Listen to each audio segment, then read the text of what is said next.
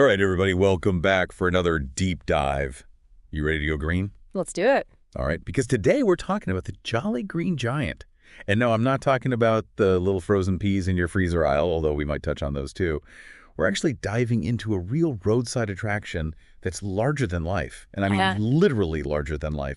We're talking 55 foot tall. Wow. Green dude wearing size 78 shoes towering over Blue Earth, Minnesota. That's huge. It is huge, right? Wow. So think Paul Bunyan, but green and with a serious veggie endorsement deal. Makes sense. Right. I mean, you know, when you think about these roadside attractions, you think about things that are big, that grab your attention. Yeah. And I think the Jolly Green Giant definitely fits that bill. Oh, absolutely. And it's funny you should mention that because I read that he's 55.5 feet tall. Wow. So that's even taller than a 4-story building. That's just wild. It's amazing what people will build, you know. It is, right? Yeah. And what makes them spend the time to do it, right? It's got to be for something that's worth it. You know what I mean? It's true. So why a giant green dude in Blue Earth, Minnesota? Yeah, that's a good question.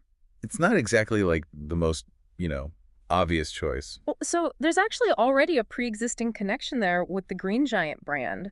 Yeah. There was a canning factory in Blue Earth. Uh-huh. And so there was already that tie-in, and it was actually a local radio host, a guy named Paul Hedberg, who had this show called Welcome Travelers, and he would give Green Giant vegetables to his guests. Oh, that's cool. And they would always say, well, where's the Green Giant? Oh, like almost like a community in-joke, that kind of... Exactly. It became this inside thing, and they were like, well, why don't we have a Green Giant? Oh, that's amazing. So they really rallied the town, raised funds, and built this giant statue. So it wasn't like some big corporate marketing thing. No, not at all. It was like a real community effort. It was a grassroots thing.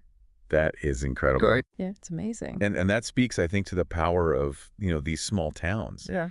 And the pride that they have and like the identity that they build around these things.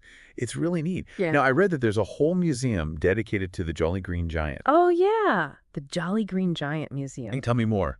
It's filled with all sorts of memorabilia. Really? Vintage ads, toys, anything you can imagine that has to do with the Jolly Green Giant. Wow. So it's like a total deep dive into like the history of the brand. Oh, absolutely. And even more than that, it sounds like maybe even a look at the history of advertising in America. Totally. Because you can see how the brand's image changed over time, the way they were marketing to people. Oh, wow. And even how food production has evolved. Wow. So it's a really fascinating look at American culture through this one specific lens. Now, that's really cool. And, we've been talking a lot about the Jolly Green Giant, the mascot, the brand, all this.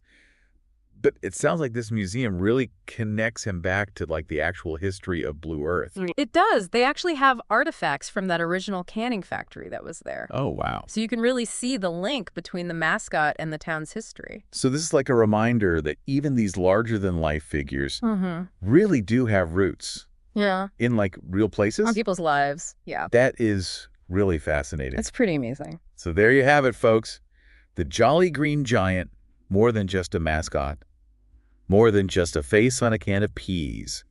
He's a symbol of local pride, a testament to roadside Americana, and even a quirky window into American history. I love that. I think so, too. It kind of makes you think, though, what other hidden gems are out there, just waiting to be discovered on these back roads. Yeah. What seemingly ordinary things have extraordinary stories behind them, right? Exactly. You never know what roadside wonder might spark your own deep dive. So keep your eyes peeled, and we'll see you next time. Sounds good. All right. Bye, everybody.